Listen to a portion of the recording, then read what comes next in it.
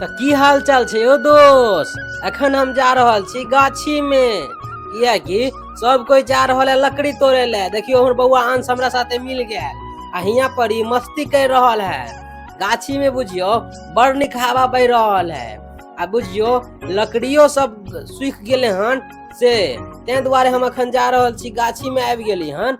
आ देखियो हमर भाई साहब अखन लकड़ी तोड़ रहल है, कियाकि बरसात के समय आबि जेते ना तो लकड़ी तोड़ के घर में रख लेबे तखन ना। जे पेड़ में आम नहीं फड़ल छै तो हम सब सोचली कि किया ने लकड़ी तोड़ के रख लू, बुझ गेलियै। ई हमर भाभी छै आ देखियो आप साहिल आ हमर अंश बेटा यहाँ पर झूला झूल रहा है, मस्ती कर रहा है। तो कहलक कि हमरा जे अंकल मेरा वीडियो बना दीजिए, तो हम वीडियो बना ली बउआ सबके, कियाकि जखन हम वीडियो बनावे लगे छी तो इहो सब चल आवे है। फिर कनी मचैना पर बैठ ली तो यहाँ पर आके ई अंश आ देखियो कूद फान करे, खूब मस्ती करे है।